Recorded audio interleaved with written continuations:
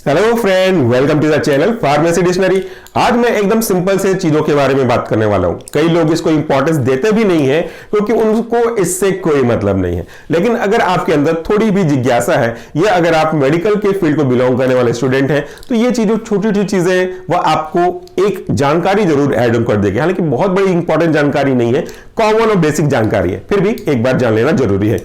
जब कभी भी आप कोई भी मेडिसिन या मेडिसिन से रिलेटेड प्रोडक्ट, चाहे वो कॉस्मेटिक क्यों ना हो, उनको देखते हो तो उनके पीछे कुछ स्पेसिफिक इंफॉर्मेशन लिखी रहती है। जैसे अगर मैं कहूं कि मेरी जन्म कुंडली है जो मेरे बारे में पूरी जानकारी देती है, जैसे मैं कहूं कि जॉब के प्रोफाइल से मेरा बायोडाटा है, रिज्यूमे है जो मेरी हर एक चीजों को आपको रिफ्लेक्ट करता है, कब मेरा जन्म हुआ, कौन कौन सी क्वालिफिकेशन मैंने ली, क्या खास बात मेरे अंदर है, क्या वीकनेस मेरे अंदर है, ये सब जानकारी आपको मेरे रिज्यूमे से ही मिलेगी। सो ये जो मेडिसिन होते हैं उनकी कहानी हमें कौन कहेगा, इसके बारे में हमें कौन बताएगा, कोई और आके तो बता नहीं सकता।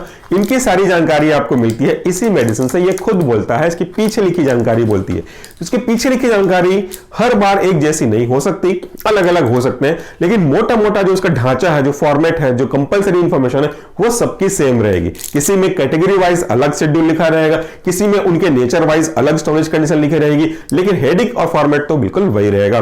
चलो मैं आपको एक रफ एग्जांपल दिखा देता हूं कि जैसे ये ग्लाइसिफेज का एक टैबलेट है, इनकी डायबिटीज के लिए यूज होने वाली है ओरल हाइपोग्लाइसेमिक एजेंट के रूप में। इसमें क्या क्या जानकारी दी गई होती है और उसका क्या मतलब होता है, थोड़ा शुरू से लास्ट तक मैं बताऊंगा। पहला, इसमें आपको इस कंपनी के जो भी प्रोडक्ट बनाए होंगे इसका ब्रांड नेम दिखेगा। जैसे ये जो ग्लाइसिफेज है कोई दवाई का नाम नहीं है, ये कोई स्पेसिफिक दवाई नहीं है, ये ब्रांड नेम है। इसको जिस भी कंपनी ने बनाई होगी, जैसे इसमें फ्रैंको इंडियन ने बनाई है, तो इसने अपने मन से जो भी सोचा समझा होगा उसको नाम दे दिया ग्लाइसिफेज। तो ये इसके ब्रांड नेम को रिप्रेजेंट कर रहा है। दूसरा, उसके ऊपर आर या टीएम का मतलब भी रहेगा, रजिस्टर्ड या ट्रेडमार्क रजिस्टर्ड का मतलब भी होता है। दूसरा, इसके नीचे इसका फॉर्मूला होगा। Formula is nothing but main constituent, main salt. इसमें फॉर्मूला के नीचे कोटेड अनकोटेड टैबलेट के बारे में बताया गया होगा। कोटेड मतलब उसमें किसी तरह की कोटिंग की गई है, चाहे वो आपकी फिल्म कोटिंग है, चाहे वो एंट्री कोटिंग है, चाहे वो आपकी शुगर कोटिंग है, या कोई और फिल्म कोटिंग का एग्जांपल हो सकता है, depending on the nature of the drug वो कोटिंग हो सकती है। फॉर्मूला के नीचे आपका मेन इंग्रेडिएंट जो कि एक्टिव कॉन्स्टिट्यूएंट कहलाते हैं, जो कि सॉल्ट फॉर्म कहलाते हैं, जो कि मेन ड्रग कहलाते हैं, उसके नाम लिखे हो। जैसे यहां पर देखिए इसमें लिखा मेटफॉर्मिन हाइड्रोक्लोराइड आईपी।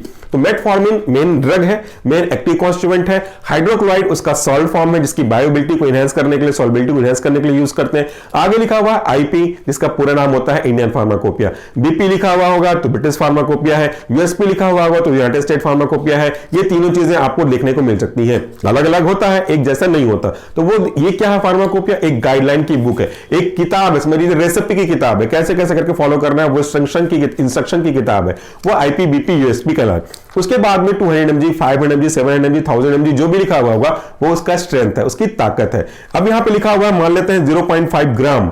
0.5 ग्राम का मतलब ये नहीं कि जो पूरा टेबलेट है वो पूरा 0.5 ग्राम होगा। इसका एक्टिव कॉन्स्टिट्यूएंट जो है मेटफॉर्मिन जो है वो 0.5 ग्राम है। पूरे टेबलेट में एक्सिपिएंट ऐड किए गए हैं, इसलिए इसका टेबलेट का वेट ज्यादा होगा। इसके बाद दूसरा है आपका एक्सिपिएंट, जिसके बारे में मैंने लास्ट वीडियो में एक्सप्लेन भी किया था।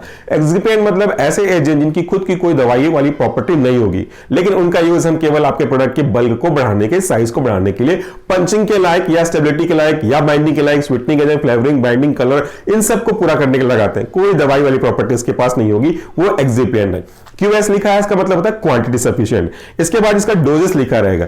अगर ये शेड्यूल एच कैटेगरी का ड्रग नहीं है, ओटीसी में आराम से मिलता है, तो इसका डोज लिखा रहेगा कि एक टेबलेट दिन में एक बार, 2 टेबलेट दिन में 2 बार, 3 टेबलेट दिन में 3 बार, ऐसे ऐसी चीजें लिखी होगी। लेकिन अगर शेड्यूल एच है, जो लाल रंग की पट्टी से निशान दिख रहा है आपको, तो उसमें कभी भी डोजेस नहीं लिखा रहेगा, उसमें लिखा रहेगा as per the direction of physician, जैसा आपको डॉक्टर सजेस्ट करते हैं वैसा। क्योंकि ये कंपलसरी लॉ है, फार्मेसी के अंदर एक ड्रग एंड कॉस्मेटिक एक्ट आता है, उसके अकॉर्डिंगली शेड्यूल एच को आप अपनी मर्जी से नहीं ले सकते जब तक डॉक्टर आपको लेने के लिए प्रिस्क्राइब नहीं करता। इसके नीचे आपको जानकारी मिलेगी एक सिंपल सा स्टोरेज कंडीशन कि क्या आप इसको 25 डिग्री से नीचे रखना है, कि 30 से नीचे रखना है, कि फ्रिज में रखना है, क्या धूप और मॉइस्चर से बचा कर रखना है, ये इंफॉर्मेशन मिलेगी। वो क्यों, वो टैबलेट की प्रॉपर्टी के ऊपर डिपेंड करती है। इसके बारे में भी वीडियो अपलोडेड है इसी चैनल पे। नेक्स्ट मिलेगा आपको एक जनरल इंस्ट्रक्शन की protect from light and moisture, keep away from the reach of children. बच्चों की पहुंच से दूर रखें, क्योंकि बच्चों को थोड़ी पता होता है कि क्या होता है क्या नहीं होता। वो देखेंगे, खेलेंगे, कभी खेलते खेलते खोल लिए, क्योंकि सिंपल सा टूट जाने वाला पैकेजिंग है, खोल के खा लेंगे, उनको नहीं पता, और ये उनके लिए सही नहीं हो सकता है। ये हो गई बेसिक जानकारी।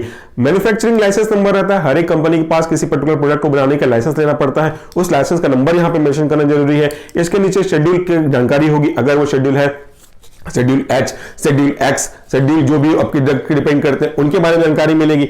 इसके बाद इसको कौन सी कंपनी ने बनाई है, manufactured by Franco Indian company, Indigo company, doctor Reddy, Cipla, Ranbaxy, जो भी सन फार्मा होगी, इनके बारे में जानकारी रहेगी, उनका एड्रेस रहेगा, उनकी कंप्लीट डिटेल रहेगी। इसके बाद आपके नीचे रहेगा उसका स्पेसिफिक कोड, इसको आप लोग समझ सकते हो कि उनका पर्टिकुलर कोड होता है कि क्यों इसको बनाते हैं, रिकॉल किया जा सके।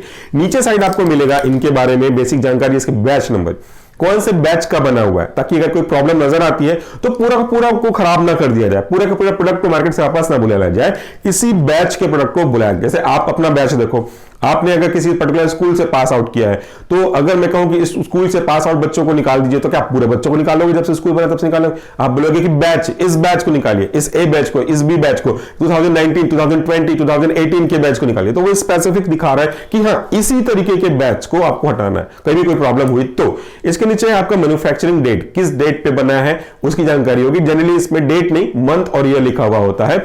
इसके बाद इसका आता है एक्सपायरी डेट, कि जो टैबलेट है, जो कैप्सूल है, जो प्रोडक्ट है, कब तक चलेगा, इसकी एक्सपायरी डेट कब तक होगी, कब तक ये यूज करने लायक है, उसके बाद आपको यूज नहीं करना है। वो हर एक ड्रग का अलग अलग होता है, किसी का 1 साल, किसी का 2 साल, किसी का 3 साल, depending on the nature of the drug use in this particular product, उसके हिसाब से डिसाइड होता है अलग अलग तरीकों के मदद से।